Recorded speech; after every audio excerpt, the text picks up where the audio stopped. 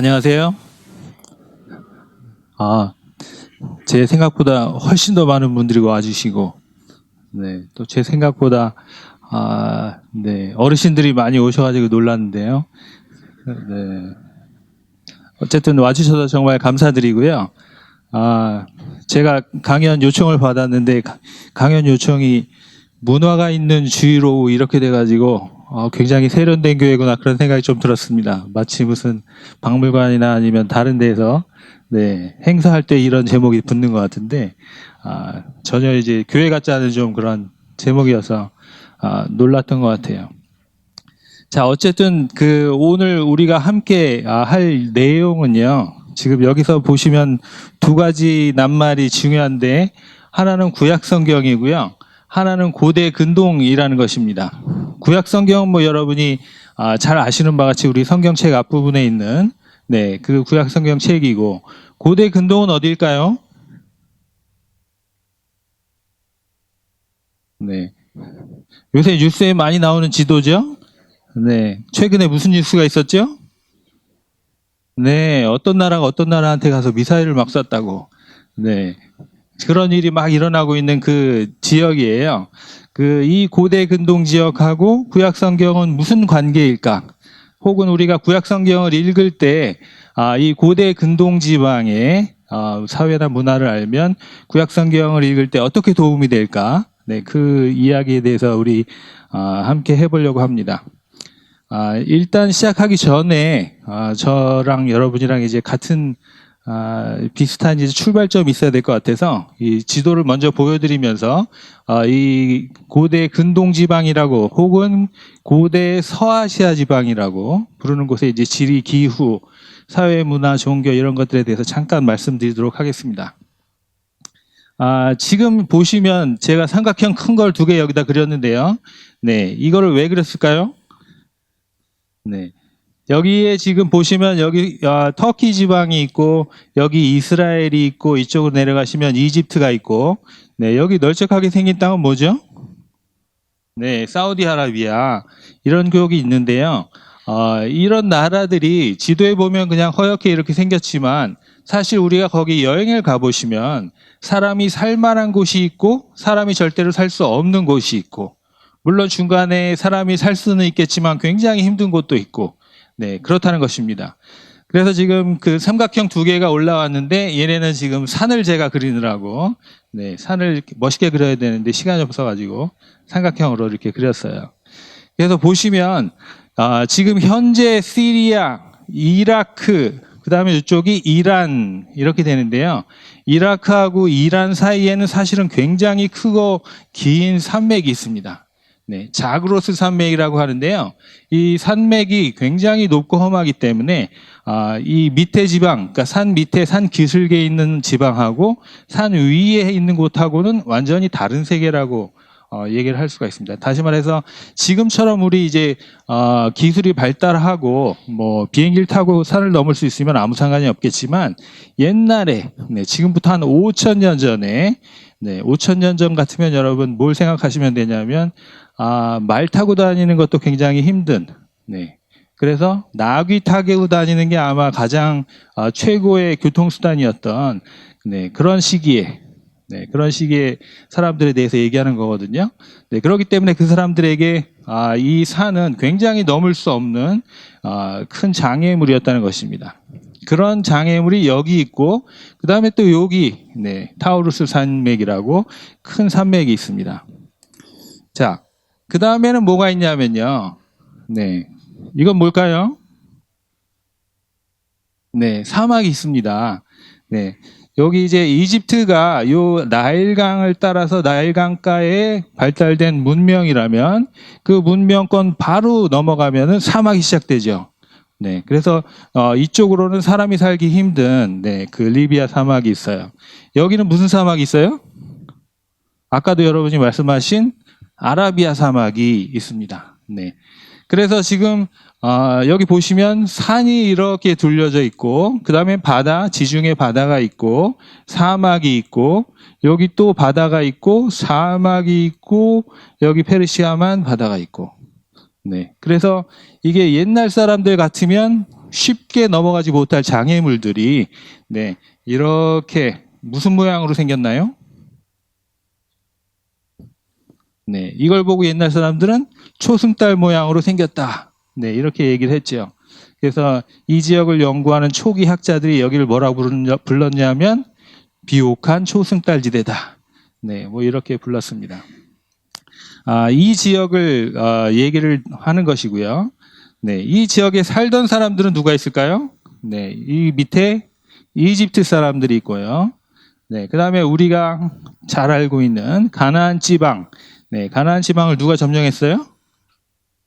네, 그래서 이스라엘 백성들이 살고 있던 그 지역이 있고 그 위의 지역은 페니키아. 페니키아 사람들은 뭘로 유명한가요? 문자, 문명. 네, 페니키아 문자가 네, 여기에서 이제 이 시작돼 가지고 이쪽으로 넘어가서 이 전파되는 바람에 알파벳이 됐죠. 네. 근데 원래 이 사람들이 문명의 굉장히 높은 문명을 자랑하는 그런 분들은 아니었고 사실은 네, 최고의 장사꾼들이었어요.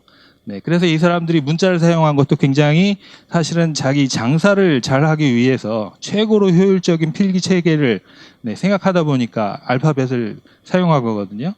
그게 이 사람들이 이렇게 이쪽으로 이렇게 이제 배를 타면서 무역을 하다가 네, 그리스까지 전래가 된 거죠. 그런 일을 하던 페니키아 사람들. 그 다음에 성경에 보면 많이 나오는 아람 사람들. 네, 아람 사람들이 며칠 전에 이제 뉴스가 나왔던 시리아 북부 지방에 네, 사는 그런 사람들입니다.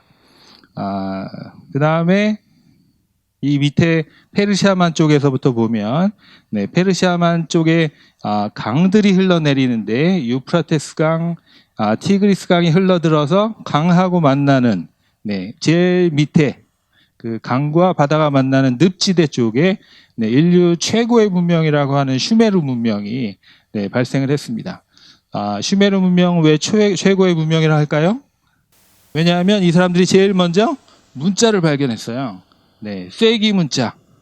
네, 쐐기 문자를 이 사람들이 처음에 발명을 해가지고 네, 기원전 3200년 정도에 처음으로 네, 뭔가를 인류 최초로 써가지고 문서로 남긴 사람들이에요.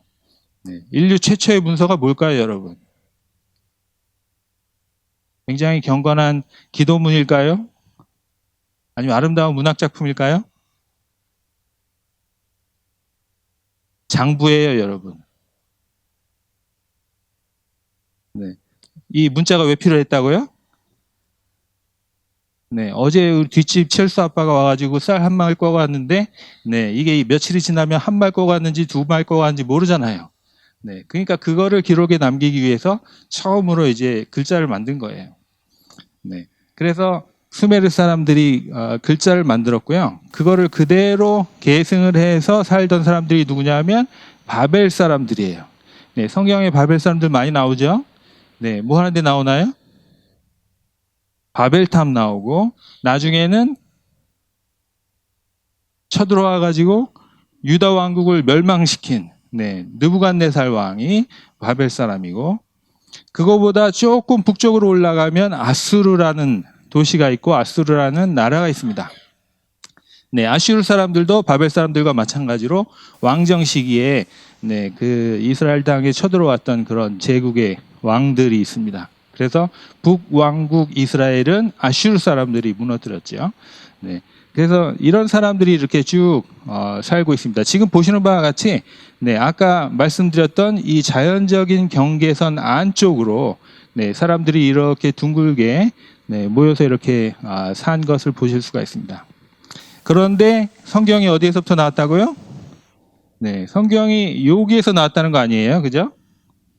여기는 지금 이 전체 초승달, 네, 이 비옥한 초승달 지대의 양쪽 끝에 빨간색으로 되어 있고, 네, 그 다음에 그 가운데에 있는 노란색이나 네, 초록색 가운데에서 성경이 태어났다는 얘기예요. 이건 무슨 얘기인가요? 여기 인류 최초로 네, 그 문자를 만들었던 메소포타미아 문명, 슈메르 문명이 이쪽 오른쪽 끝에 있고, 그 다음에 또 역시 거의 비슷한 시기에 문자를 만들어서 문명을 발전시킨 이집트 사람들이 반대쪽 끝에 있어요. 네, 문화적인 영향이 여기서부터 이렇게 올라가고 여기서부터 이렇게 올라가서 서로 이렇게 막 문화가 교류되던 네, 그런 그 한 가운데 이스라엘이 살았다는 거예요. 네, 우리가 이제 성경책을 열심히 읽으시면 이제 아치 위에 이제 창세기부터 시작해가지고 천지 창조를 쭉 해서 네, 아브라함, 이삭, 야곱 이렇게 해서 출애굽해갖고 거의 뭐 이제 이스라엘 백성이 혼자 산 것처럼 네, 그렇게 착각을 하실 수가 있지만 사실은 그렇지 않다는 거죠.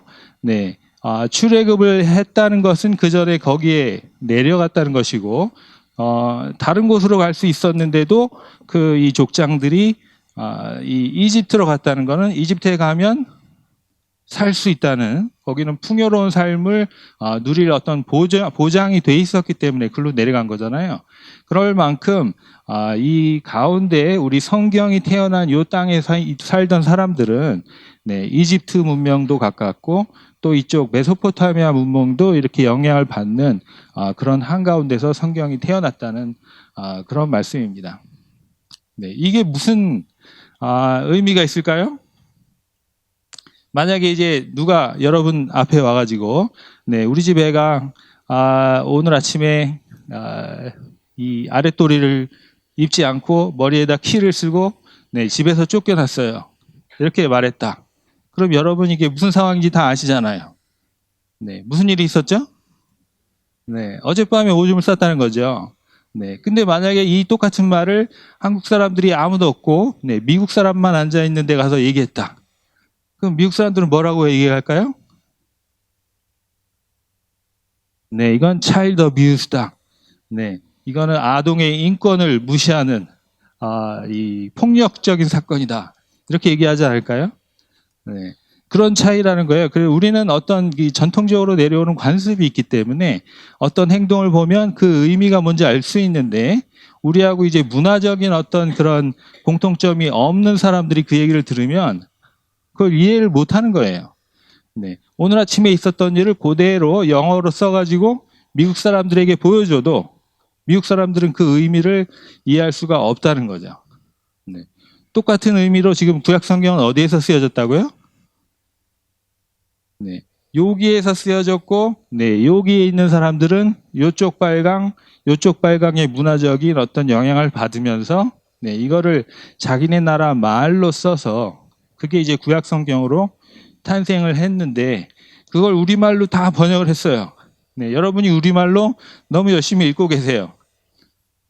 네, 그럼 여러분이 이해할 수 있는, 그 부분이 있고, 네, 그대로 옮겨 놓으면 이해할 수 없는 부분들이 있다는 거죠. 네. 그래서 우리가 이제 대강 짐작을 해서 성경 말씀에 숨어 있는 뜻이 뭔지 이렇게 아는 거하고, 그다음에 여러분이 이런 문화적인 지리적인 어떤 그런 배경을 가지고 성경 말씀을 읽으시는 거하고는 큰 차이가 있을 수 있다. 네, 그런 주장을 하는 겁니다, 제가. 네, 제가 주장을 하면 믿어야 될까요?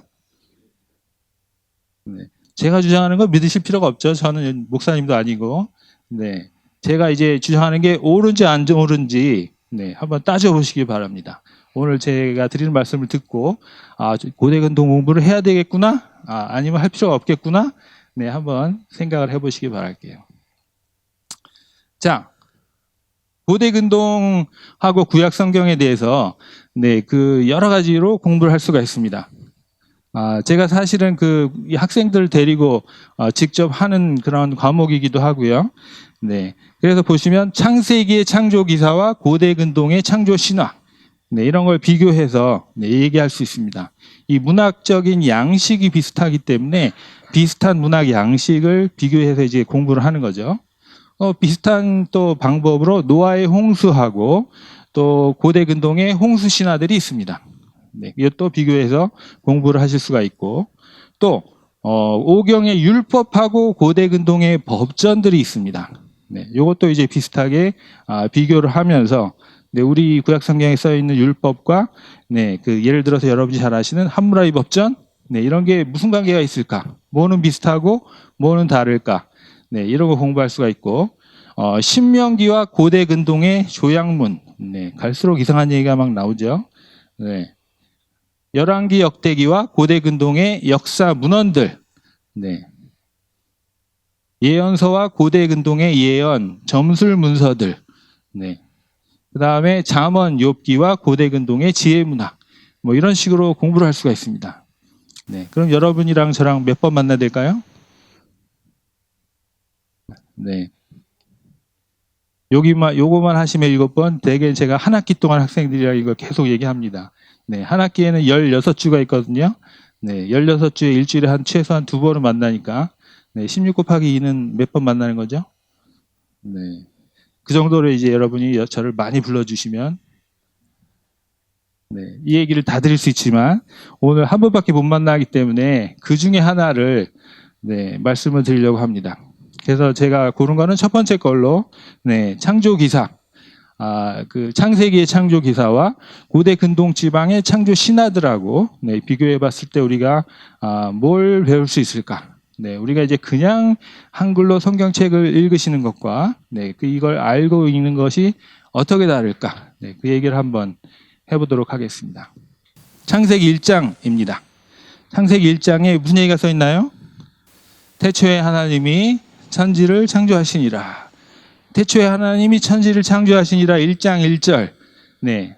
하나님이 그때 하늘하고 땅을 만드셨다는 거예요? 아니면 앞으로 만들 거라는 얘기예요? 뭘까요? 네. 하나님이 제일 먼저 만드신 건 뭐예요?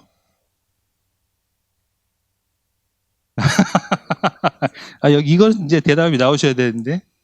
네. 하나님이 첫째 날 뭘 만드셨죠?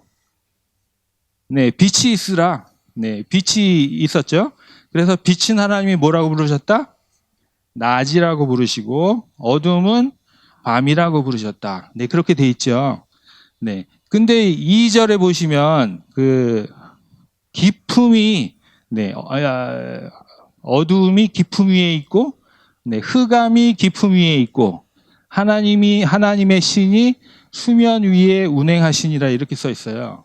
네, 한번 찾아보세요. 네, 흑암이 기품 위에 있다. 이거 무슨 말이에요? 생각해 보시죠. 없죠, 대부분. 네, 그냥 어둠이 굉장히 깊구나 아마 이렇게 생각하셨을 거예요. 근데 지금 그 표현을 잘 보시면 흑암이라는 게 있고요. 그거는 위에 있고, 네, 그 다음에 기품은 밑에 있어요. 네, 그렇게 표현이 돼 있죠. 네, 그 다음에 하나님의 신이 운영을 하시는데 왔다 갔다 하시는데 어디에? 물의 표면 위에 운행을 하신대요. 그럼 물은 있는 거예요, 없는 거예요? 하나님이 물 만드셨어요? 아직 안 만드셨는데. 네, 다음 3절이 돼야 빛이 있으라가 나오거든요. 네, 그럼 물이 있다는 거예요, 없다는 거예요? 물은 하나님의 피조물이에요, 아니에요? 네, 이상하죠. 네, 여기서 이제 하나님의 피조물이라고 아니다 이렇게 하면은 이제 이단이 되는 거예요. 네, 왜냐하면 우리 이 개혁교회 전체 교리가 하나님이 무에서, 네, 유를 창조하신 창조주로 우리가 믿고 있기 때문에 모든 건 다 하나님의 피조물이에요. 네, 거기에 맞춰서 해석을 하려니까, 거기에 맞춰서 이걸 읽으려니까, 앞뒤가 안 맞는 이상한 현상이 일어나는 거죠. 그 다음에 5절을 보시면 저녁이 되고 아침이 되니 그랬어요. 네, 아침은 그냥 아침이 되면 되고, 아침에서 저녁까지가 하루인데, 왜 저녁이 되고 아침이 되니 첫째 날이니라. 그렇게 얘기할까요? 네? 밤이 하루 지나면 하루인가요? 깜깜한 밤이? 이상하죠? 네. 왜냐하면 이게 우리나라랑 너무 다른 문화인 게, 네, 이 고대 서아시아 지방 사람들은 하루의 시작이 저녁이라고 생각을 했어요. 지금도 그렇게 생각해요. 네. 그래서 저녁부터 하루가 시작이 돼가지고, 네, 그 다음날 저녁까지가 하루예요. 왜 그럴까요? 사실은 이 동네에는 너무 해가 세가지고요. 해가 쨍쨍한 낮에는 아무것도 할 수가 없어요. 네, 해가 쨍쨍한 날에 밖에 나가면 일사병 걸려요.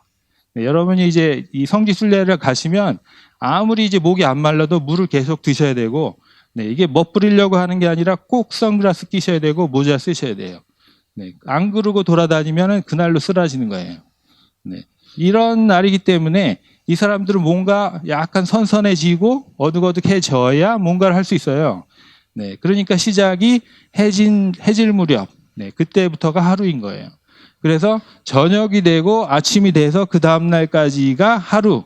네, 이게 이제 원래 이 지역의 문화였던 거예요. 그런 거. 네, 물과 물을 나누어서 궁창을 만드셨다. 네, 그런 말도 있습니다. 6장 7절에. 네, 그래서 보시면 하늘 위에도 물이 있고, 네, 하늘 아래에도 물이 있어요. 하늘 위에 물이 있나요? 네. 어떤 물이 있나요? 네, 구름이 있죠. 네. 근데 옛날 사람들은 그 하늘 위에 아예 그 물의 층이 있다고 이렇게 생각을 했어요. 근데 그 물이 밑에 떨어지면 안 되니까, 네, 거기에 그 물을 막아줄 수 있는 투명한 막이 있다고 생각을 했고, 네, 그 투명한 막은 이제 그야말로 투명하기 때문에 물이 비쳐 보여서 하늘이 파란색이라고 이렇게 생각을 했어요. 네, 왜 그런지는 좀 이따가 더 자세히 말씀드리겠지만, 그래서 물이 하늘 위에 물이 있고 그래야 비가 오니까, 네, 그다음에 그게 내린 것이 땅에 있어요. 땅 밑에도 물이 있어요. 네, 지하수가 흐르잖아요. 여러분이 죽으면 여러분의 시체를 땅에 묻는데 여러분이 저 세상 가려면 뭘 건너가야 돼요? 요단강을 건너가야 돼요. 네, 그게 땅 밑에 있는 물을 얘기하는 거예요. 네, 그래서 그 밑에 있는 물을 건너가시면 네, 죽은 사람들이 사는 지하 세계로 가는 거예요. 이게 삼중으로 돼 있다는 게 이제 그 고대 사람들의 생각이에요. 땅이 풀과 채소와 나무를 냅니다. 그 다음에 광명체들이 나오고 네, 낮과 밤을 주관하게 합니다. 광명체들은 여러분 하늘에 있는 빛이 해와 달과 별들이 됐다는 것인데요. 네, 이 해와 달과 별들이 왜 낮과 밤을 주관한다고 말했을까요? 그냥 문학적인 표현이다. 네, 해가 뜨면 낮이 되고 네, 달이 뜨면 밤이 되니까 그걸 이렇게 표현한 것이다. 네, 이렇게 생각하실 수도 있겠지만 사실은 이스라엘 이외의 고대 서아시아 전체의 사람들은 다 신교물을 믿는 사람들이었죠.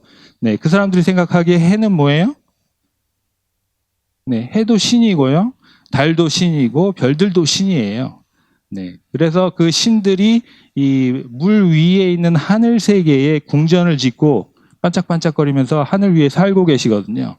그렇기 때문에 낮이 된다는 거는 네, 이 태양신이 나타나서 이 낮을 주관하기 시작하신 거고요. 그 다음에 이분이 들어가고 달의 신이 나오면 밤의 세계, 달의 신의 세계가 시작된 거예요. 네, 그래서 이런 신들이 각각의 맡은 영역을 주관하는 거예요. 네, 성경에서 지금 그러면 다신교회 얘기를 하고 있나요? 아니죠. 네. 그러나 성경에서는 이런 것들이 신이라고 얘기하지 않잖아요. 이런 것들은 하나님의 피조물이에요. 우리와 마찬가지로. 혹은 자연계의 나무나 동물들과 마찬가지로. 네. 그게 이제 차이점인 거죠. 땅이 가축과 짐승들을 냅니다. 이거 지금 시간이 너무 많이 가는 것 같아서 제가 띄워놓고 있는데, 네. 우리의 형상을 따라 우리의 모양대로. 네. 이건 이제 제일 우리가 창세기 1장에서 네, 이해하기 힘든 그런 부분이죠. 하나님은 한 분이신데 왜 우리의 형상을 따라 인간을 만드셨을까? 네. 이런 부분들. 네.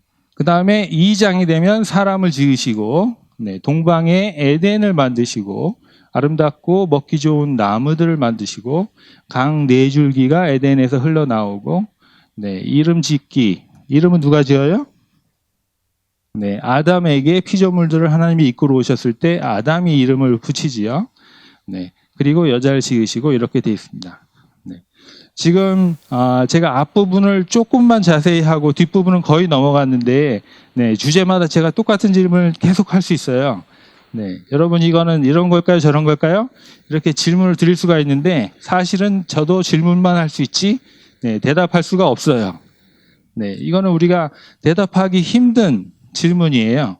네, 왜 대답하기 힘든 질문일까요? 제 생각엔 이게 무슨 질문이냐면요. 제가 여러분한테 지금은 도움이 돼서 그렇겠네요.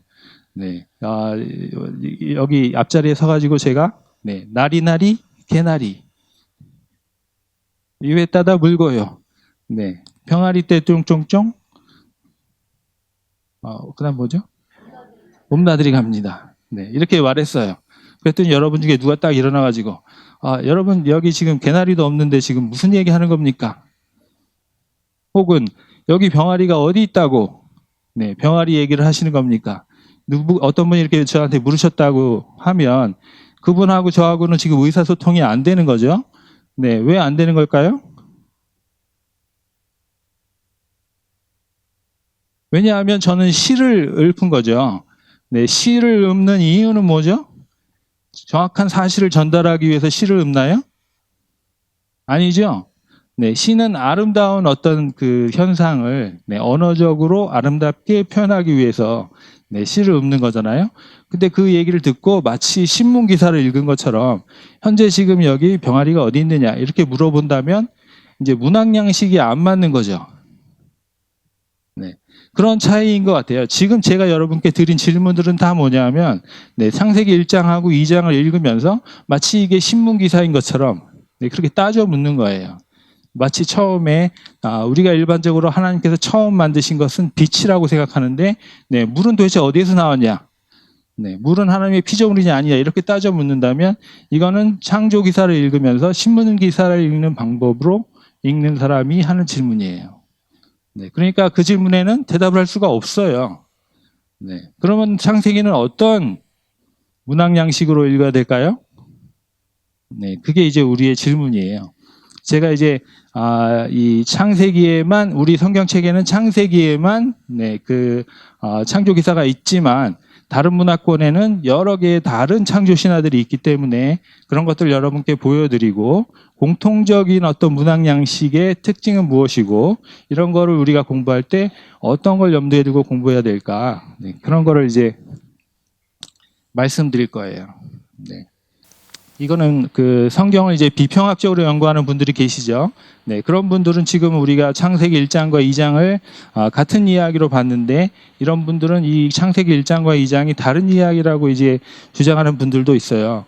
왜냐하면 그 1장에 들어가는 말이 있고 창세기 2장 4절에도 들어가는 말이 있어요. 그 다음에 창세기 이전 세계에 대한 말도 1장과 2장이 다 있는데 그 다음에 보면 창세기 1장의 첫째 날에서 다섯째 날까지 다른 피조 세계를 만드는 이야기가 있는데 2장은 그게 순서가 남자 창조 이후로 돼 있다는 거예요. 그 다음에는 여섯째 날에 남자를 만드셨는데 사실 1장에는 남자와 여자를 한꺼번에 만드셨다고 돼 있는데 2장에 가면 여자를 나중에 만드셨다는 거예요. 그리고 일곱째 날 이야기는 2장에 없어요. 네. 그러면 도대체 이게 같은 말이냐? 같은 이야기냐 이렇게 질문하는 그런 사람들도 있어요.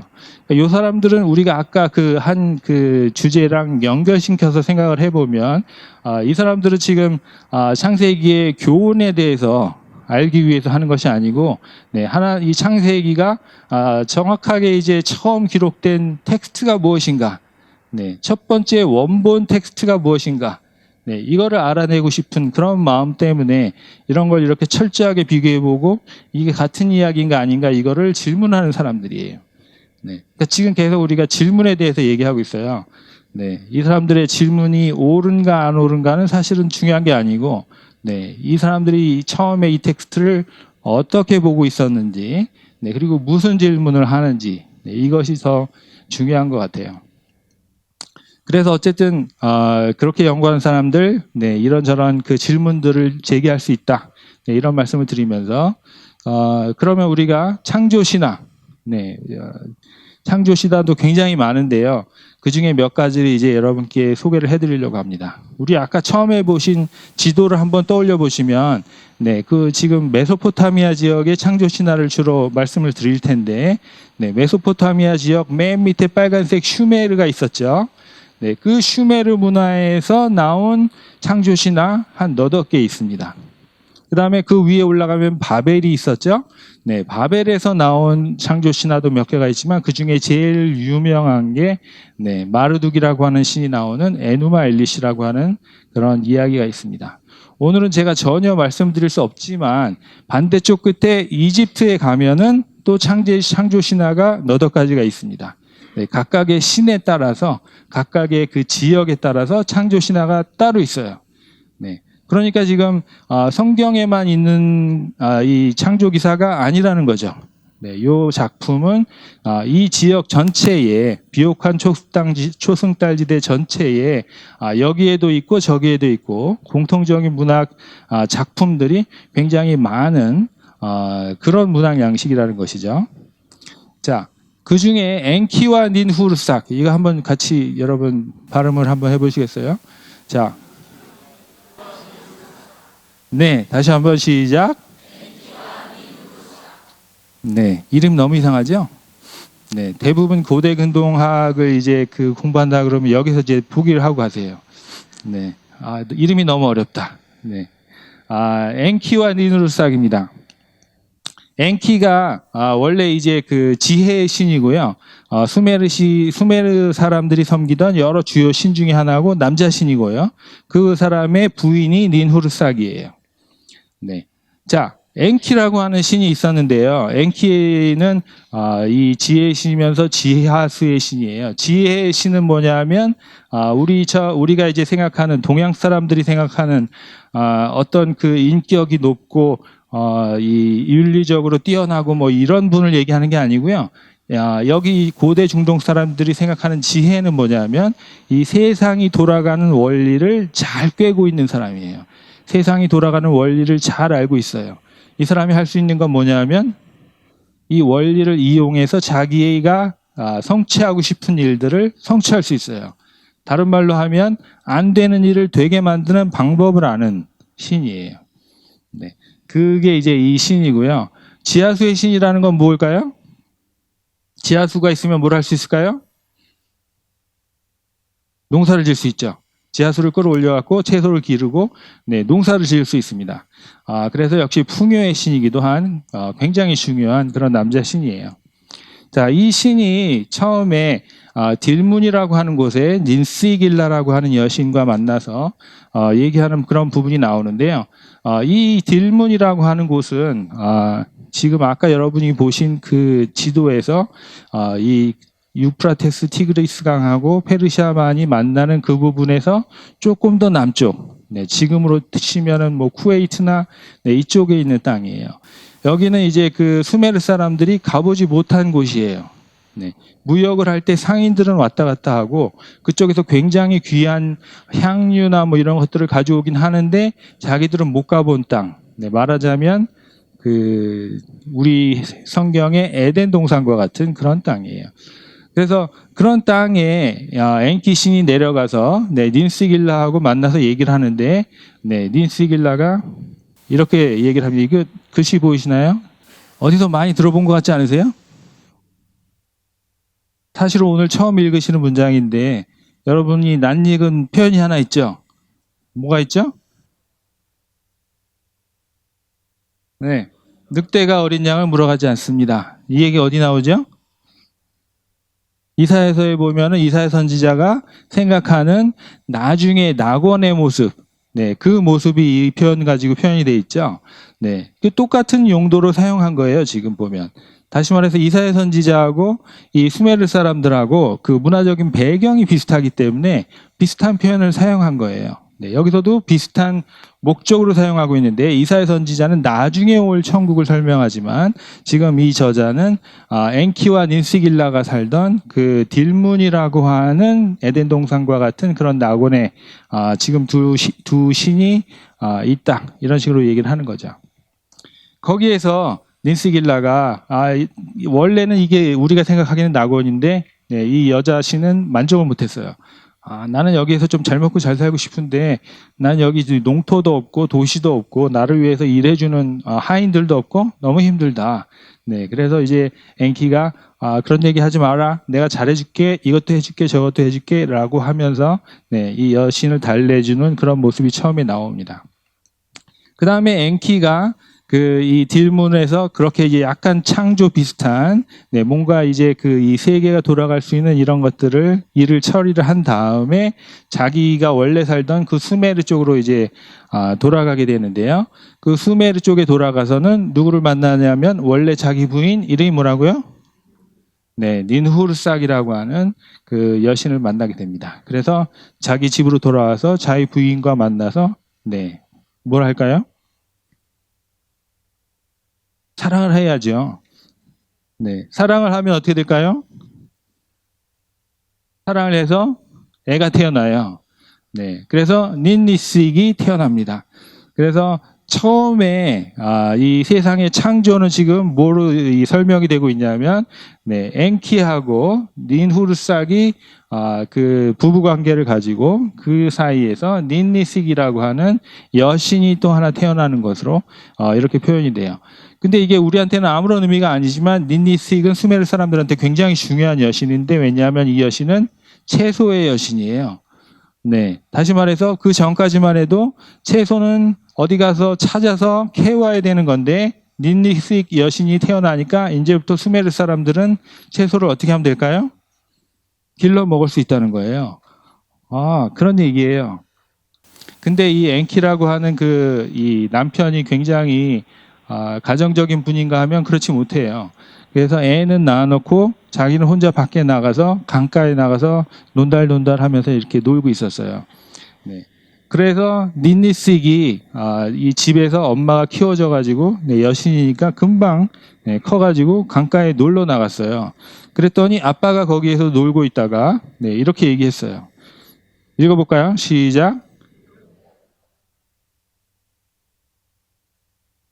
아니 어떻게 된 거예요? 아버지가 딸들을 못 알아보고 아름다운 여자라고 생각하고 그 여자를 유혹하는 그런 장면이에요. 그래서 엔키가 닌리식을 유혹을 해가지고 또 관계를 가졌어요. 그래서 누가 태어났을까요? 닌쿠라가 태어났어요. 닌쿠라는 또 무슨 목축하는 여신이에요. 그 전까지는 사람들이 동물 고기를 잡아 먹고 싶으면 나가서 사냥을 해야 되는데 이제부터는 가축을 기를 수 있게 된 거예요. 네. 자, 그래서 닌쿠라가 태어났어요. 네. 이 남편이 이번에는 둘째 딸은 열심히 집에서 키웠을까요? 아니죠. 또 나가서 강가에서 놀다 하고 있었어요. 네. 그랬더니 닌쿠라가 또 자라가지고 어떻게 됐을까요? 네. 엄마가 강가에 절대 나가지 마라 그랬는데, 절대로 나갔어요. 그래서 아빠랑 또 만났어요. 그래가지고 아빠가 또 뭐라고 얘기했을까요? 네. 네. 이렇게 아름다운 젊은 여자가 입맞춤을 받지 못해서야 쓰겠는가. 네. 이러면서 또 관계를 가졌어요. 누가 태어났을까요? 네, 우투라고 하는 여신이 태어났어요. 네, 세 번째로 태어난 우투 여신은 물레질의 여신이에요. 네, 그러니까 그 전까지만 해도 옷을 짓고 싶으면 어떻게 해야 돼요? 동물의 가죽으로 짓든지 뭘 해야 될 텐데 이제는 물레질을 할 수 있어서 천을 만들 수 있게 된 거예요. 네, 그래서 우투가 이렇게 태어났습니다.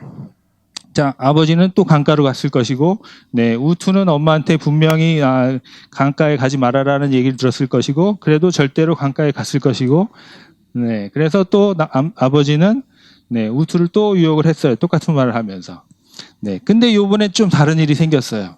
이 우투는 그 전에 있던 다른 딸들하고 조금 다른 게 아버지한테 이렇게 이 유혹을 당한 다음에 자기 몸에 변화가 생긴 걸 알고 엄마한테 찾아가 가지고 엄마한테 얘기했어요. 내 몸에 이상한 변화가 생겼다고. 그랬더니 엄마가 무슨 일이 있었는지 이제 물어보고 그걸 들은 다음에 또 그런 일이 벌어졌구나 이걸 알고 나서 닌후르삭이 우투에게서부터 엔키의 씨를 긁어냈대요. 어떻게 긁어냈는지는 모르겠어요. 네. 근데 그 딸이 임신이 되지 않도록 씨를 긁어냈어요. 그래가지고 밖에다 마당에다 휙 던져버렸어요. 그래서 우투의 경우에는 애를 가지지 않게 된 거예요. 근데 엔키의 씨가 밖에 마당에 떨어져가지고 땅속에 이게 박힌 다음에 거기서부터 이상한 나무들이 자라나오기 시작하는 거예요.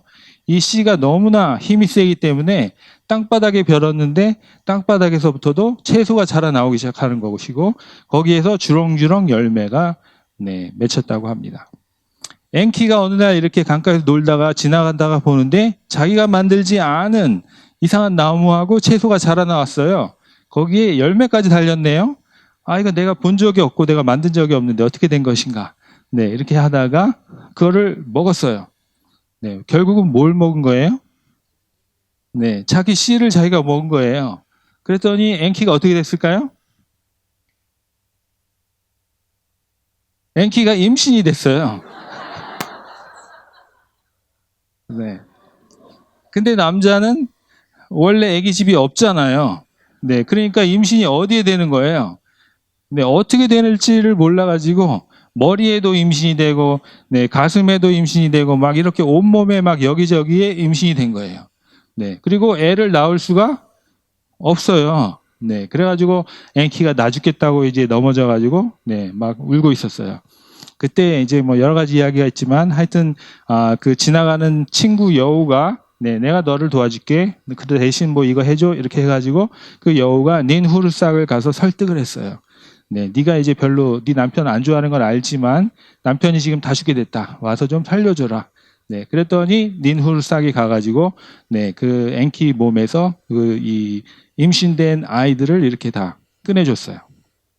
그래서 각각의 아이들이 태어났는데, 네, 다 뭘까요?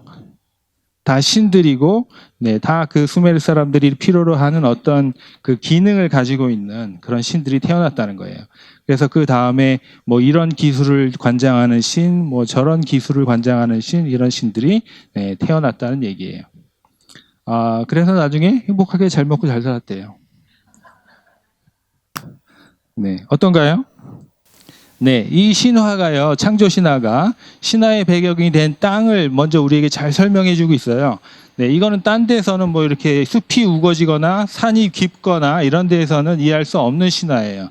이거는 그 강이 와가지고 바다하고 만나는 지역에서만 가능한 것이고, 거기서 처음에 채집하고 사냥하고 하던 사람들이 어떻게 농사를 짓게 됐는지, 어떻게 모여서 정착을 하면서 살게 됐는지, 그거를 잘 설명해 주는 그런 신화예요. 또 하나 중요한 주제는 뭐예요? 제일 중요한 건 뭐다? 네, 남성의 씨다. 네, 남성의 힘이다. 네, 이게 제일 중요한 것이다라고 이제 강조하는 그런 신화예요. 굉장히 좋은 신화인가요? 네, 그러나 이제 그 당시의 사회가 어떤 것을 가장 가치 있게 생각했는지 잘 보여주는 그런 신화죠. 네, 그때는 뭐 여성의 인권이라든가 뭐 어머니의 뭐 중요성이라든가 이런 건 전혀 네, 고려하지 않던 사회이고, 네, 무조건 이제 남자의 힘이 제일 중요하고, 네, 윤리나 이런 것도 별로 중요하지 않는 그런 사회라는 걸 볼 수가 있죠. 그 이외에 정치적, 사회적 주제, 네, 남자가 지배하는 사회, 이게 이제 그 처음에 신들의 시대부터 정해져 있는 사회 구조라는 거예요. 네, 그래서 남자가 이제 막, 이 애만 임신시켜놓고 다른 데 나가서 딴짓해도, 네, 괜찮은, 네, 그런 것처럼 이제, 교육을 시키고 있는 거죠. 듣는 사람한테. 그리고 이제 윤리성보다는, 네, 오락성이 좀 더 많은 그런 그 창조 신화입니다.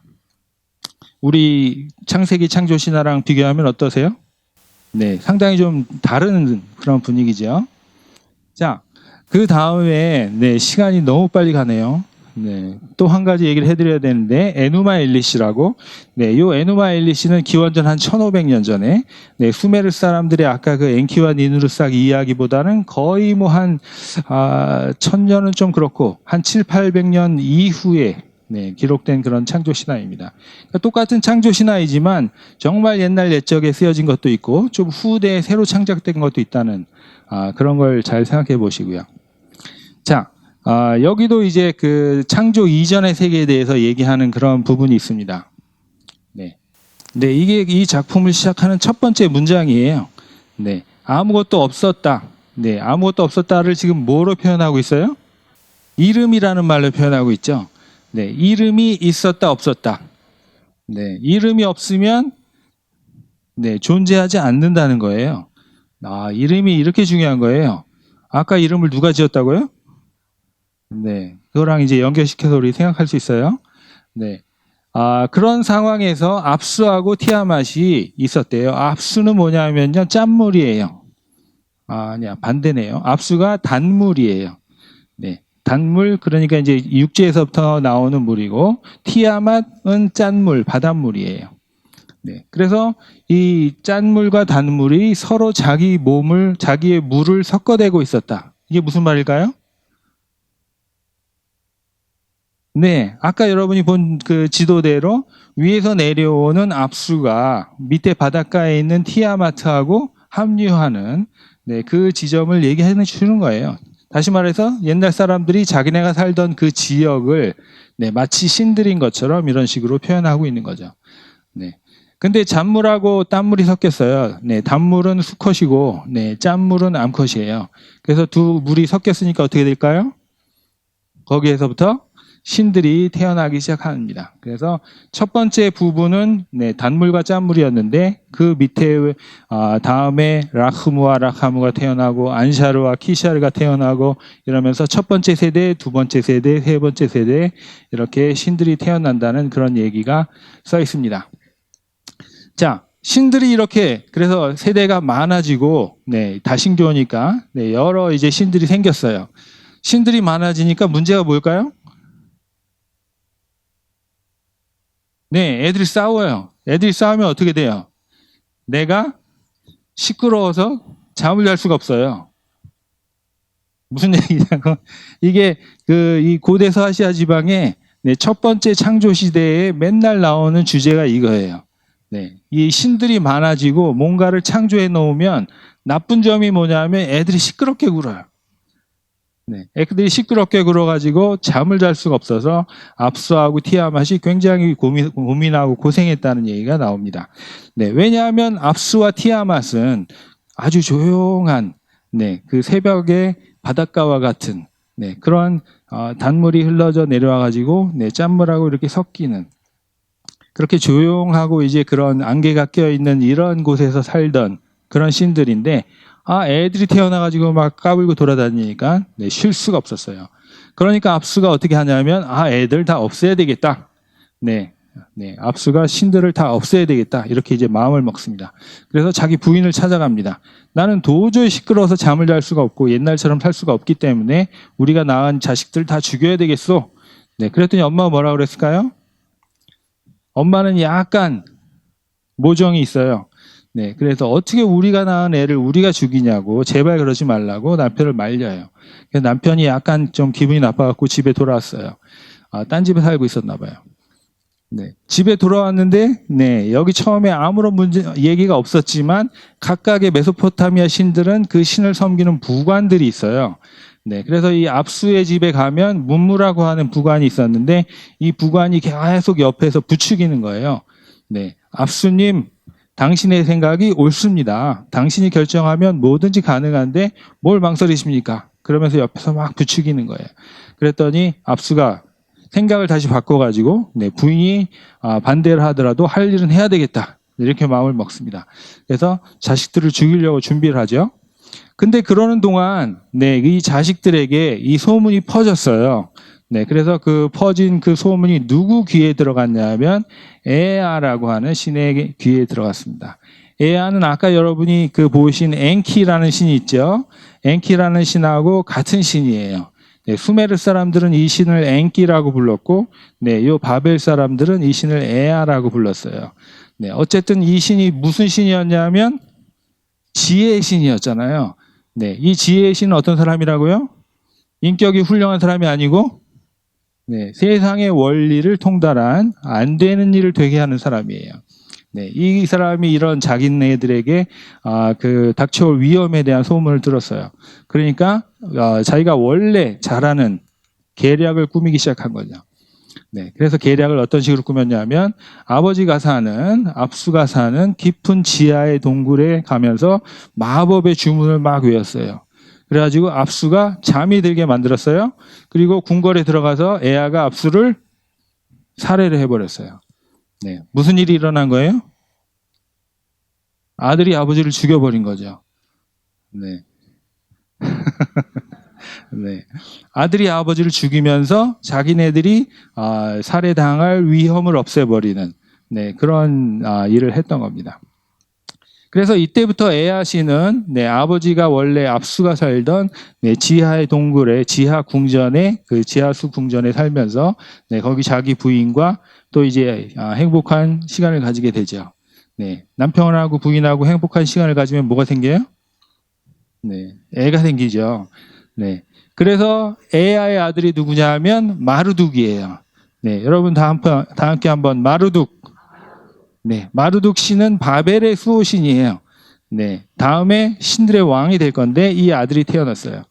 네, 지금 여기 처음에 있던 압사하고 티아맛에서부터 여러 신들이 태어나고 에아가 태어나고 결국은 마르둑이 태어났는데, 네, 이 신들이 한 세대, 두 세대 이렇게 넘어갈수록, 네, 전 아버지 세대보다 아들이 훨씬 더 몸집도 크고 신적인 능력도 뛰어난 신이 태어났어요. 두 번째보다 세 번째가, 세 번째보다 네 번째가. 그래서 마르둑 신이 태어났을 때 마르둑은 어떤 상태였냐 하면, 네, 지금까지 태어난 모든 신들보다 훨씬 더 크고, 네, 훨씬 더 이 신적인 능력이 뛰어난, 네, 그런 신이 태어났다. 이렇게 묘사를 하고 있어요. 네, 왜 그럴까요? 왜 이렇게 쓰고 있을까요? 왜냐하면 나중에 마르둑이 주인공이니까, 네, 주인공을 지금 찬양하기 위해서 그렇게 쓰고 있습니다. 자, 근데 지금 여기까지는 해피엔딩인 것 같은데 티아맛이 아직 남아 있었던 거죠. 네, 여기서 압수는 지금 에아가 살해했지만 티아맛이 남아 있었던 거예요. 처음에는 엄마는 네, 애들을 죽이는 건 안 된다고 반대하는 측이었는데, 네, 남편이 살해를 당하고 나니까 엄마의 마음이 네, 변화버린 거예요. 내 남편을 죽인 놈들을 어떻게 살려놓을 수가 있을까? 그래서 티아맛도 전쟁을 준비를 하기 시작합니다. 남편이 이렇게 하고자 했던 일을 네, 이 실행에 옮기지 못하고 살해를 당했기 때문에 이 부인은 훨씬 더 체계적으로 이 일을 하려고 준비를 하는데, 티아맛은 대모잖아요. 네, 이 신들 중에 어머니잖아요. 그렇기 때문에 자기가 원하는 모든 그런 괴물들을 만들 수가 있는 네, 그런 신이에요. 네, 이 신이 이 자식 신들하고 전쟁을 할 괴물들을 만든다. 네, 그렇게 얘기를 하고 있습니다. 그 괴물들은 만드는 이야기가 원래 그 문학 작품에 보면은 네, 한 토판을 이렇게 쭉 이어갈 정도로 굉장히 자세한 묘사들이 있는데요. 여러 가지 괴물들을 만듭니다. 정갈처럼 생긴 어떤 괴물들, 뭐 이 동물의 몸하고 사람의 몸이 섞여 있는 괴물들, 뭐 이 이빨이 어떻게 생기고 뭐 이 발톱은 어떻게 생긴 괴물들, 이런 것들을 티아맛이 직접 나와서 네, 군대를 만들었다고 이렇게 얘기를 하고 있고요. 이런 괴물들의 몸 속에는 네, 이 피를 넣지 않고 대신 독을 넣었다고 이렇게 표현을 하고 있어요. 그러니까 이 괴물들은 싸우다가 죽더라도 네, 자기 피를 가지고 남을 네, 이 해상 상해를 입힐 수 있는 그런 무서운 군인들이었다. 이렇게 이제 묘사를 하고 있는 것이죠. 그래서 이제 티아맛이 신들을 살해할 계획을 세우고 전쟁 준비를 하고 있었습니다.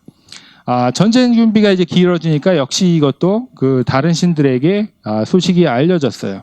그래서 이 자식 신들이 또 한 번 이제 그 두려움에 떨면서 어떻게 해야 우리들이 죽지 않을 수 있을까? 네, 이거를 고민을 합니다.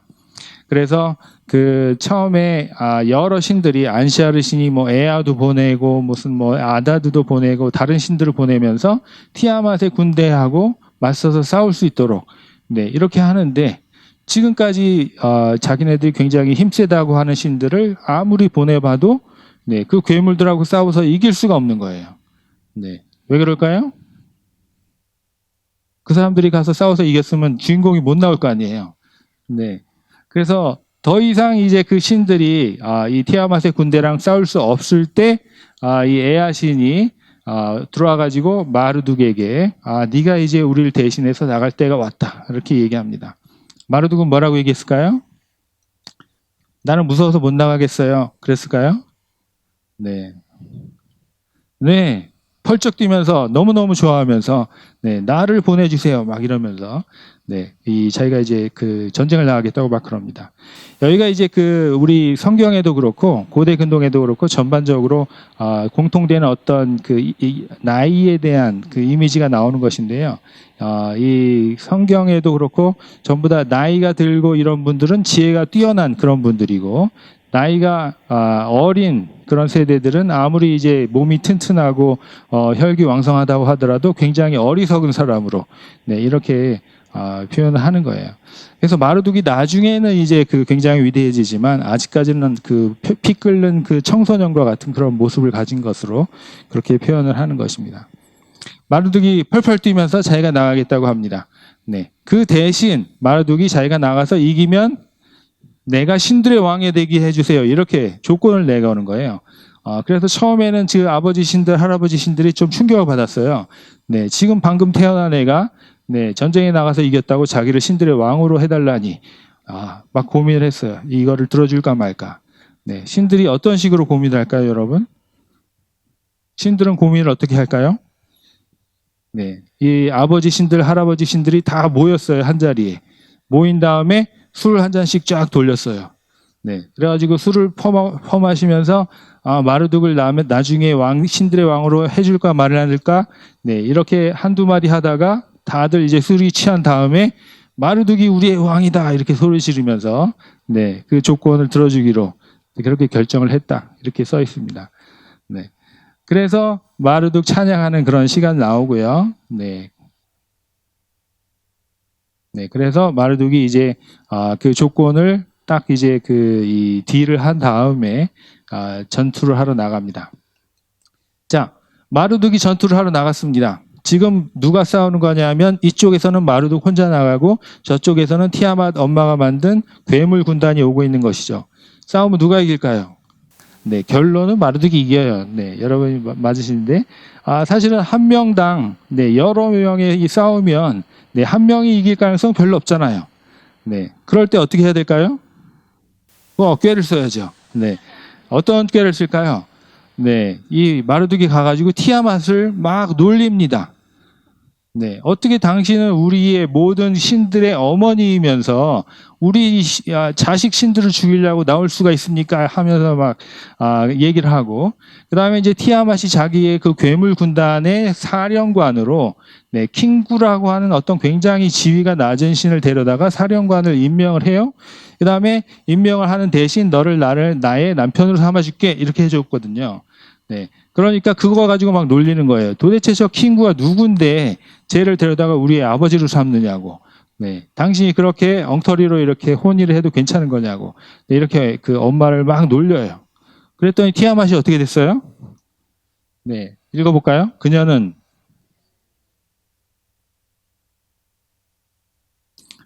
티아맛이 너무 화가 나가지고 이 마르둑이 하는 말 때문에 정신이 나가버린 거예요.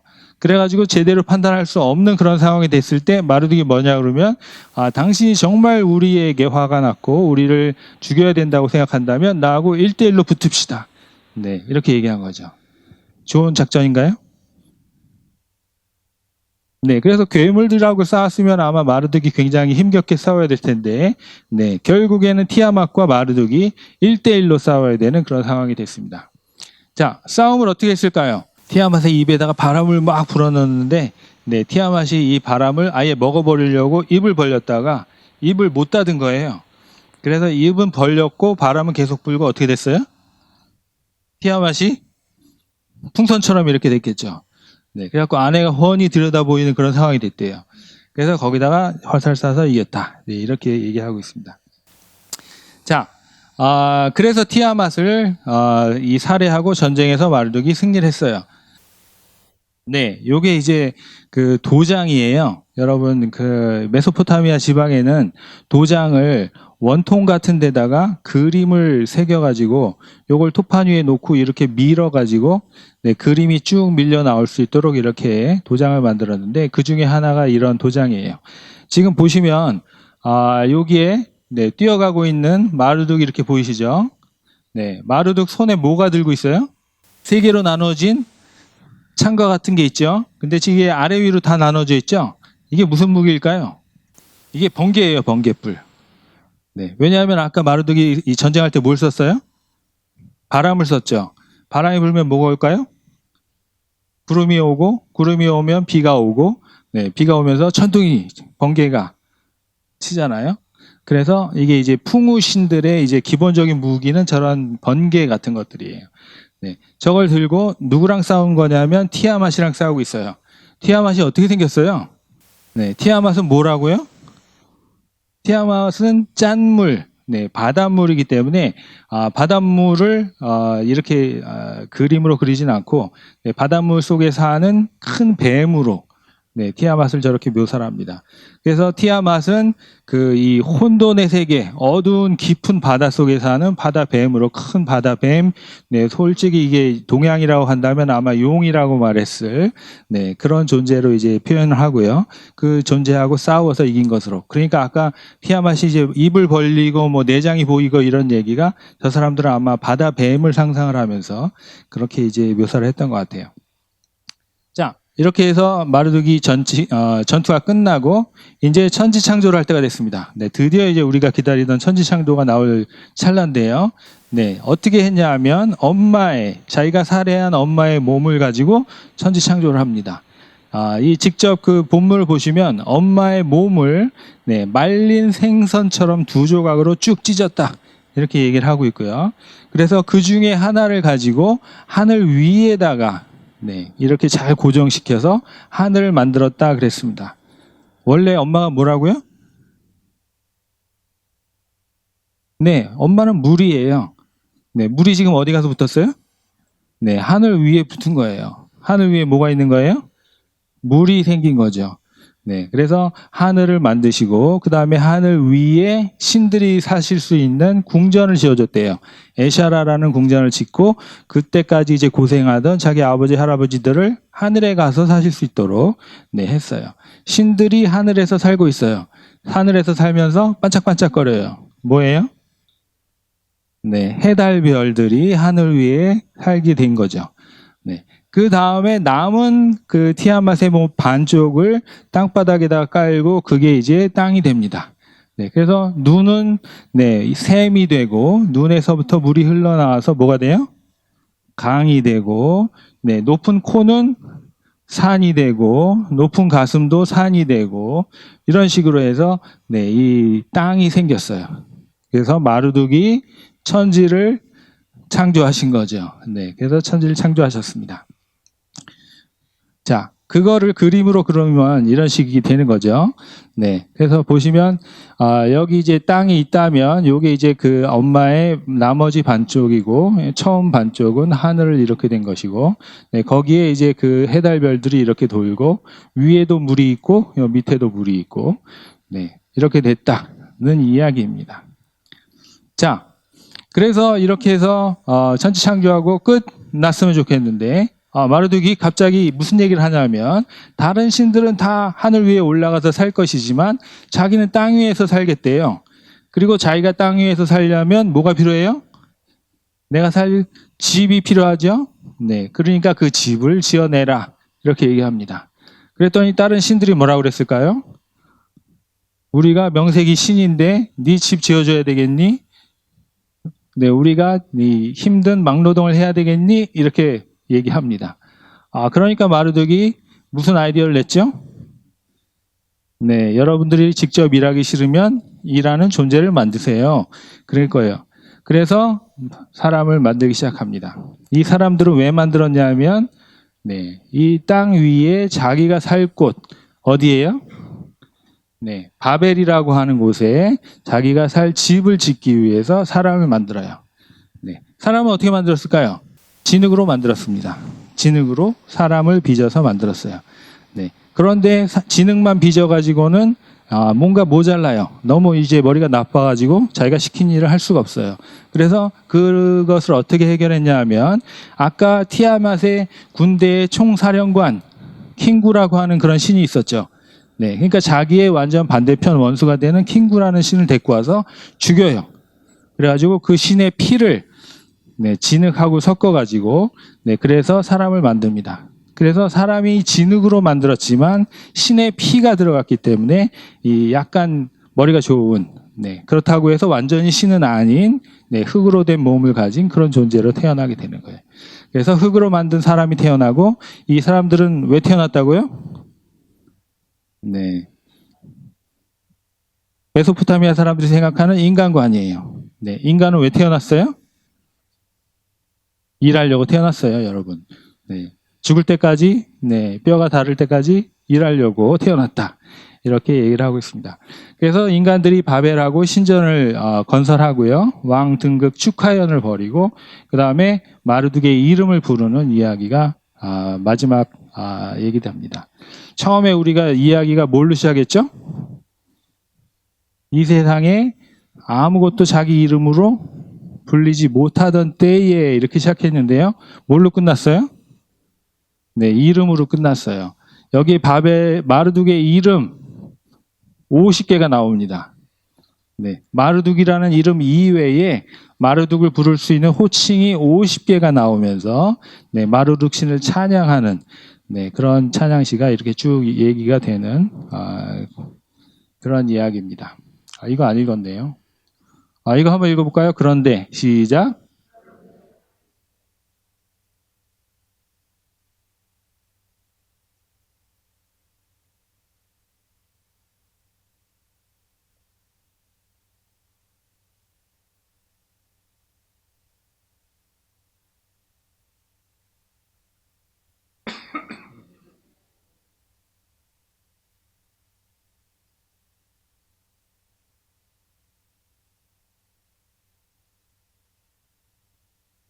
그의 피로 인간을 만들었습니다. 마르둑의 명령에 따라 인간을 만들어서 신들이 져야 할 짐을 인간에게 맡겼습니다.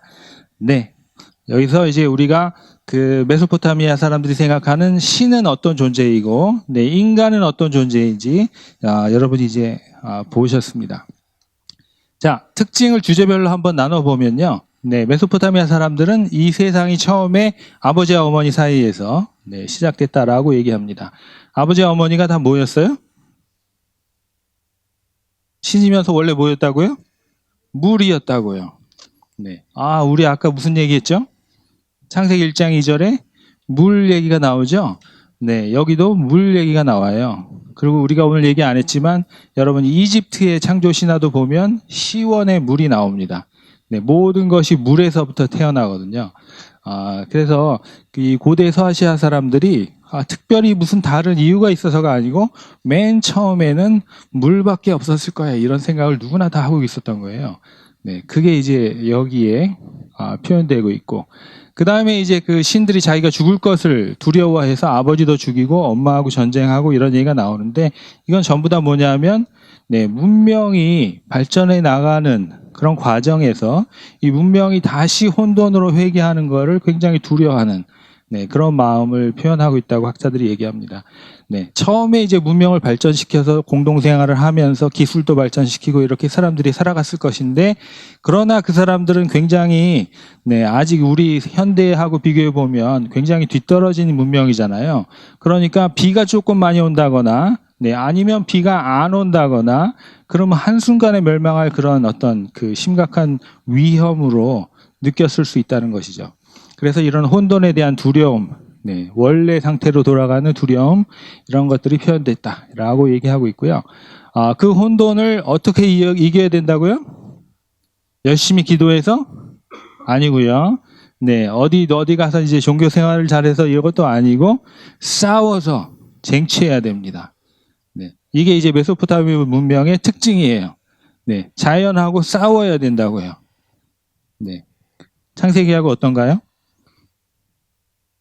네, 한번 잘 생각해 보세요. 네, 우리 창세기 1장, 2장 있는 창세기 기사하고 어떻게 다른지. 사람을 만든 이유. 네, 사람을 왜 만들었어요? 일 시키려고. 네, 일 시키면 그 일을 한 결과를 누가 누릴까요? 네, 신들이 누려요. 근데 원래 신들이 있는 건 아니잖아요. 네, 수메리 사람 혹은 바벨 사람들이 이 창조 신화를 만들 적에 네, 일반인들이 열심히 일하면 그걸 누가 누릴까요? 네, 왕이라든가 아니면 왕 주위에 있는 고위층 관리들이 누렸겠죠. 네, 다시 말해서 일반인들은 여기서 처음 창조된 사람이라고 한다면 네, 그러면 그 귀족들이나 왕은 마치 신처럼 사는 사람이다라고 이제 얘기를 하고 있는 것이죠. 네, 이 에누마 엘리시라고 하는 창조 신화는 원래 처음에 세상이 창조됐을 때를 배경으로 이야기가 진행되지만 원래 거기에 반영되는 내용은 뭐예요? 사실은 그때 사람들이 살고 있던 사회를 지금 반영시키고 있는 거죠.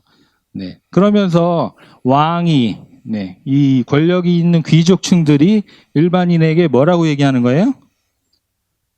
당신들은 원래부터 일하기 위해서 태어났어. 네, 열심히 일한 거 누리려고 생각하지 마. 우리가 주는 걸로 만족해야 돼. 절대로 사회 질서에 반기를 든다거나 반란을 일으키면 안 돼. 네, 이것들이 신들이 정한 규칙이야. 이렇게 얘기하고 있는 거예요. 네. 왕 마르둑과 그의 도시 바벨. 네, 그리고 이 신들이 지금 여기 나와 있는 신들이 마치 세계 전체를 다스리는 신처럼 나오지만 결국에는 마르둑이 어디에 산다고 말해요? 네, 바벨에 산다고 얘기하는 것이죠. 네, 이 메소포타미아만 하더라도 더 오래된 도시들, 종교적으로 더 권위 있는 도시들이 있었는데도 불구하고 지금 이 에노마일리시를 창작한 저자는 마르둑 신이 바벨에 머물겠다고 선택을 하셨다. 이렇게 이제 주장을 하고 있는 거예요. 다시 말하면 뭐예요? 그 전에 있었던 다른 어떤 종교 도시들보다 바벨이 훨씬 더 거룩한 장소다. 네, 신들에게 선택을 받은 신들의 왕이 거주하시는 곳이 바로 바벨이다. 네, 이렇게 주장을 하고 있는 거죠. 그러니까 이건 어떻게 보면 일종의 종교 개혁이에요. 네, 원래 엔키와 니누르삭, 창조 신화가 나온 곳은 바벨보다 훨씬 남쪽에 있는 다른 수메르 도시들이었는데 거기가 이제 더 이상 중요하지 않아요. 몇백 년 지나다 보니까 정치적인 상황이 변했어요. 이제는 그 지역의 수도가 바벨이에요. 네, 그렇기 때문에 마치 처음부터 태초부터 신들이 그렇게 선택을 하신 것처럼 이 창조 기사를 만들어 가지고 사람들에게 정치적인 아이디올로지를 개념을 지금 프로파간다처럼 이렇게 심어주고 있는 거예요. 어디가 세계의 중심이다? 바벨이다. 네, 이렇게 강조를 하고 있는 거죠. 그러니까 이 창조 기사는 굉장히 정치적인 메시지를 가지고 있어요. 네. 우리 창세기하고 비교하면 어때요? 네. 여기가 이제 그 학자들이 상상하는 바벨이라고 하는 도시입니다. 네. 보시다시피 이 동네는 원래 누런 색깔의 도시예요. 여러분 지금도 이제 그 지역에 뉴스가 나오면 뉴스를 보시면 잘 아시겠지만 여기는 비가 많이 오는 곳이 아니기 때문에 누래요, 그냥. 나무도 없어요.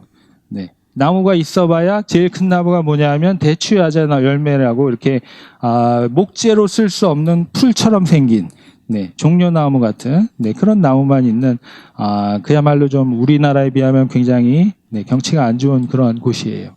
거기에 바벨이라고 하는 도시를 지었어요. 이게 전부 다 뭘로 지은 거냐면 흙벽돌로 지은 거예요. 진흙을 개어서 벽돌을 만들어서 이렇게 쌓은 거라고요. 그러면 여기 비가 오면 어떻게 될까요? 그럼 벽돌이라는 게 모양이 없어져요. 전체가 그냥 흙더미가 되는 거예요. 그러니까 이거를 매년 보수를 해야 되고 비 올 때마다 보수를 해야 되는 그런 곳인데 그 중에 보시면 이런 데가 있어요. 파랗게 된 곳. 파랗게 된 것은 이 파란색 유약을 발라가지고 구운 벽돌들이에요. 그러니까 저런 것들은 어떻게 될까요? 비가 와도 튼튼하게 서 있겠죠. 강물이 좀 불어도 절대 무너지지 않을 거예요. 이런 것들이 바벨이라는 도시를 상징을 하고 있는 것이고요. 지금 여기 이시타르 게이트라고 이 바벨이라고 하는 도시의 동북쪽 문인데 이 문을 안으로 들어서면 저 멀리 이게 뭔지 보이세요? 네, 여기에 삼각형으로 생긴 피라미드처럼 생긴 이 지구라트라고 부릅니다. 지구라트라고 하는 그 탑이 있어요. 그래서 그 탑이 있는 곳에 마르둑 신전이 있고, 그 신전 바로 옆에 저 지구라트가 있는 것입니다. 지구라트는 저 바벨에 있는 지구라트는 특별히 이름이 있는데 에테메난키라고 해서 하늘과 땅을 이어주는 집이라는 뜻이에요. 그리고 바벨이라는 이름도요, 여러분 사실 바브라는 게 문이라는 말이고 일이라는 게 신이라는 뜻이에요. 바빌 이게 무슨 말이냐면 신들의 문이라고요. 우리 성경에는 바벨의 뜻이 뭐라고 나왔죠? 바벨탑에 보시면 바벨은 혼돈이다 이렇게 나왔잖아요. 이 똑같은 말을 저 나라 말로 풀면 신들의 문이 되는 것이고 히브리어에는 이제 빌벨이라는 말이 있기 때문에 그게 이제 뭔가 섞어낸다 이렇게 혼돈스럽게 만든다는 뜻이 있어요. 그래서 그걸 다르게 설명한 거거든요. 그래서 결국에는 마르둑이 지금 이 도시 바벨을 강조하기 위해서 이런 천지창조 신화를 만들고 그랬다는 것을 우리가 알 수 있습니다. 자, 창조 기사를 그래서 그 비교 종교학적으로 우리가 지금 읽은 것과 비교해서 얘기를 해본다면 뭐 이런 얘기를 할 수 있을 것 같아요. 네, 시원적인 물의 존재, 왜 창세기 1장 2절에 물이 나오는지, 네, 왜 그 처음에 히브리 사람들은 하나님이 창조하시기 전에도 물이 있어도 괜찮다고 생각했는지 이해할 수 있는 부분이고요. 남성적인 창조 신화, 이거는 신학자들이 하는 말인데 처음에는 혼돈이었다가 착착착 싸워가면서 질서를 세워간다는 그런 형식의 신화를 이제 이렇게 얘기를 하는 것이고요. 이런 면에 있어서는 고대 근동이나 아니면 창세기나 비슷한 어떤 성격을 보여요. 이거랑 반대되는 건 이집트예요. 네, 이집트는 싸워서 뭔가 이 질서가 세워져 나가는 것이 아니고 자연스럽게 모든 것이 하나에서 둘로, 둘에서 넷으로 이렇게 퍼져 나가는 이런 형식이 있기 때문에 그거는 좀 다른 성격의 신화예요. 사회적 상황이나 질서의 정당화, 정치적 이해관계 이런 것들이 굉장히 강조되는 것이 고대 근동의 창조 신화예요. 네. 아까 처음에 여러분이 보신 엔키와 니누르삭은 처음에 문명이 어떻게 발전돼 갔는지, 지금 자기네가 살고 있는 농경 사회가 어떻게 발생했는지 그거를 신화로 만든 것이다 보면, 에누마 엘리시는 굉장히 바벨 중심의 정치적인 메시지를 말하고 있죠. 성경은 어떤가요?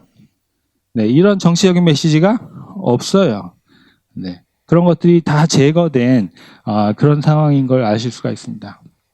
네, 신학적인 이해 비신화와 탈주술학. 네, 이건 뭘까요? 우리가 아까 잠깐 얘기했지만, 네, 그 고대 근동의 설화에서는 반짝반짝하는 해달별, 물 이런 것들이 사실은 다 신존재예요. 네, 이런 것들이 다 신들이시고, 그래서 이 신들이 원하는 대로 이 세상을 주관한다고 이렇게 얘기하고 있거든요. 그러나 창세기를 보시면 그런 것들이 다 어떻게 돼요? 하나님의 피조물로, 우리 인간이나 자연세계나 상관이 없이 다 피조물로 이렇게 나오기 때문에 이 근동 지방의 모든 문화가 다신교적인 신화적인 이런 성격을 갖고 있는데도 불구하고 창세기는 그렇게 다른 면을 보여주고 있는 것이죠. 인격적인 관계를 강조하는 전통, 이건 뭘까요? 네, 지금도 보셨지만 에누마 엘리시나 그 엔키나 니누르삭 보시면 신이 인간이라든가 자연세계에 인격적인 관계를 가지지 않아요. 네, 자기네가 만든 거를 굉장히 정성껏 만든다거나 만든 다음에 거기에 애착심을 가진다거나 이런 거 없어요. 네, 그냥 하다 보니까 막 생기고 아니면 뭐 이렇게 쭉 찢어가지고 만들고 뭐 이런 식이 된다는 거죠. 네, 그런데 비해서 하나님은 어떻게 만드셔요? 뭐 하나 만들어 놓고는 하나님은 굉장히 애착심을 가지셔요. 네, 보기에 좋았더라. 네, 보기에 좋았더라. 보기에 참 좋았더라. 이렇게 말씀을 하시잖아요. 그래서 분명히 이 구약 성경이 이 비옥한 초승달지대에 태어났지만 사실은 굉장히 다른 면이 이런 면이에요. 네, 그 다음에 우리 아까도 보셨다시피 신관, 인간관이 어떻게 달라요? 네, 이 메소포타미아는 신들이 막 이랬다 저랬다 그래요. 네, 거의 인간이랑 거의 비슷한, 특별히 윤리적으로 뛰어나지도 않은, 그런 존재로 나오지만은 창세기에서는 하나님께서 이제 말씀으로 이제 모든 걸 다 하실 수 있는 전능자로 나오시고, 인간은 또 어때요? 네, 고대 근동에서는 이라기트에 의해서 태어난, 그 당시의 사회 구조에서 제일 하층에서 이렇게 모든 것을 바치어줘야 될 의무가 있다고 막 이렇게 이제 강제로 세뇌 교육을 시키는 그런 인간관인데 비해서 창세기는 어때요? 인간이 창조의 중심이에요. 그죠? 하나님이 인간을 너무 사랑하셔가지고 인간에게는 굉장히 많은 복을 더 주시고 이 세상을 어떻게 잘 지배하도록, 파괴되지 않게 잘 다스리도록, 이런 이 의무까지 주시는 것을 보실 수가 있습니다. 네. 자, 5분 남았는데요. 네. 우리가 지금까지 창세기하고, 그 다음에 고대 근동의 신화들을 비교해 가면서 뭐가 비슷하고 뭐가 다른지 여러분이 다 보셨어요. 네, 어떤 것이 비슷하고 어떤 것이 다른지, 그래서 우리가 창세기에서 뭘 배울 수 있는지 어렴풋이 우리가 얘기를 했는데, 그 중에 하나, 더 자세히 말씀드리길 원하는 게 이름이에요. 네, 아까 이름 계속 나왔죠? 네, 창세기에서도 이름 짓는 얘기가 나왔고, 그 다음에 에누마일리시에도 이름 짓는 얘기가 계속 나왔어요. 자, 여기 지금 창세기 2장 19절 말씀 여러분이 다 아시는 말씀이 있습니다. 다 같이 읽어볼게요. 시작.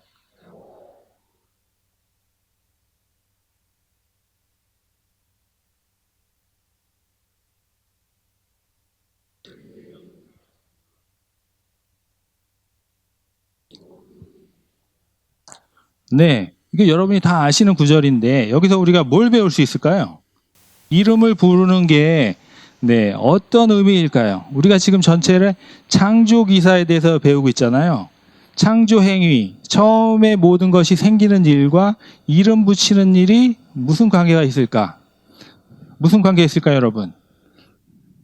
일단 첫 번째 지금까지 배운 것을 떠올려 보시면 이름이 얼마나 중요한 건지 네, 우리는 그렇게 생각할지 않을지는 몰라도 저 고대 서아시아 사람들은 어떻게 생각했는지 아실 수 있어요.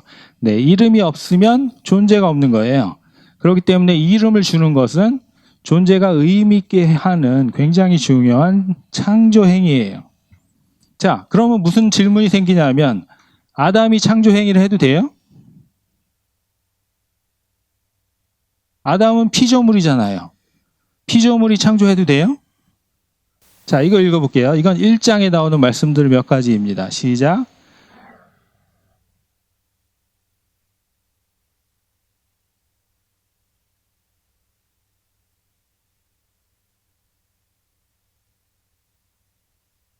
네, 1장에서 하나님이 계속 창조 행위를 하면서 뭘 하고 계셔요?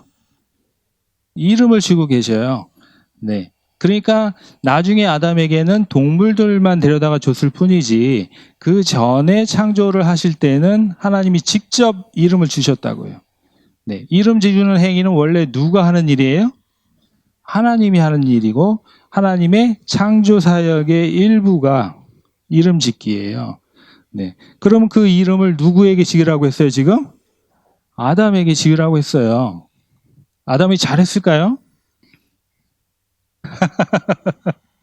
네. 이거는 이제 어르신분들이 더 많이 계시니까 아마 더 잘 아시겠지만, 네, 우리가 애들을 기르면서 애들한테 뭐 시키면, 그게 우리한테 큰 도움이 됩니까? 전혀 도움이 안 되죠. 네, 하다가 애들이 망칠 가능성이 더 많죠. 네, 그럼에도 불구하고 우리가 시키는 거는 우리에게 큰 도움이 되는 게 아니라, 뭐 때문에? 좀 가르치려고. 네, 애들이 나중에 꼭 알아야 될 것들이기 때문에 네, 너희가 실패하면 내가 처음부터 다시 해야 되지만 그러나 너희가 먼저 하게 네, 자식들에게 기회를 주는 거거든요. 네, 그럼 지금 저기 창세기 2장 19절은 어떻게 해석을 해야 될까요? 하나님이 굉장히 바쁘셔가지고 네, 할 일을 지금 야 네가 좀 해 이렇게 한 것일까요? 네, 네, 하나님이 아담을 어떻게 생각하시는 것 같아요?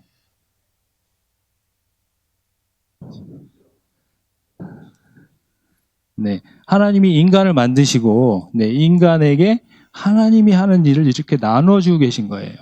네, 원래 하나님이 하실 일인데 하나님이 하는 게 그 일을 하시면 하나님 힘들까요? 아니죠. 하나님은 전혀 그거 하는 게 힘들지 않은데도 불구하고 아담에게 기회를 주시는 거죠. 네가 망칠지도 모르겠지만, 네, 내가 다시 다 고칠 수 있으니까, 네, 이렇게 기회를 주고 이 사역에 참여하도록, 네, 이렇게 하고 계신 것을 보실 수가 있습니다.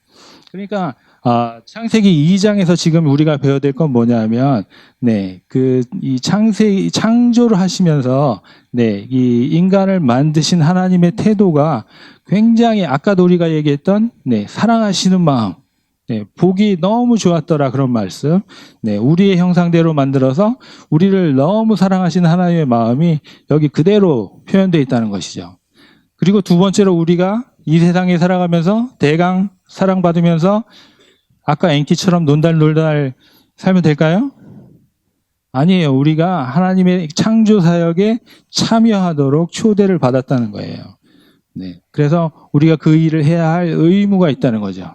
우리가 그걸 이 의무를 잘 수행하면 하나님한테 큰 도움이 될까요? 네, 별로 안 될 것 같아요. 네, 하나님이 기분은 좋으실 것 같아요. 하나님이 워낙에 우리를 사랑하시기 때문에 우리가 그 일을 열심히 하면 하나님이 너무너무 기뻐하실 거예요. 그러나 우리가 한 일이 하나님의 큰 도움 되지는 않을 거예요. 네. 그게 이제 우리 창세기에서 우리가 배울 수 있는 하나님과 사람과 사이의 관계라는 것이죠.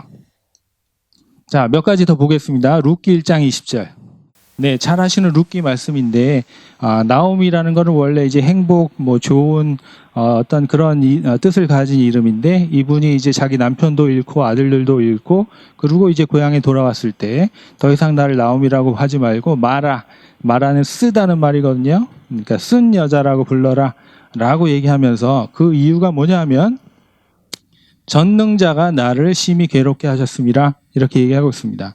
네, 이거는 굉장히 좀 부정적인 이 예이긴 하지만 여기서도 나오미가 사람의 이름이라는 것은 그냥 흔한 어떤 호칭에 불과한 것이 아니고 전능자 하나님께서 나에게 주신 어떤 의미라는 것. 네, 그거를 이제 얘기를 하고 있는 그런 예이고요. 자, 그럼 얘는 이름은 하나님만 가지고 계시냐? 그게 아니, 인간만 가지고 있느냐 하면 그게 아니고 하나님의 이름도 있지요. 네, 주님의 이름을 저기서 지금 보면 주님의 이름이 가깝다고 했어요. 주님의 이름이 가까우면 우리에게 뭐가 도움이 될까요? 반대로 생각해 봅시다. 주님의 이름이 우리에게서부터 멀어요. 그럼 뭐가 잘못될까요? 불리할까요? 우리에게? 우리가 하나님의 이름을 불러도 잘 들으시지 못할 수도 있어요. 네, 근데 그러지 않다는 거죠. 하나님의 이름이 우리에게서 가깝다는 거예요. 하나님의 본질을 부르는, 네, 하나님의 그 깊은 것을 이렇게 불러낼 수 있는 그 이름이라는 것이, 네, 우리가 항상 기도하면서 부를 수 있도록 우리에게 가깝게 계신다는 거예요. 자, 스가랴 14장 여호와께서 시작.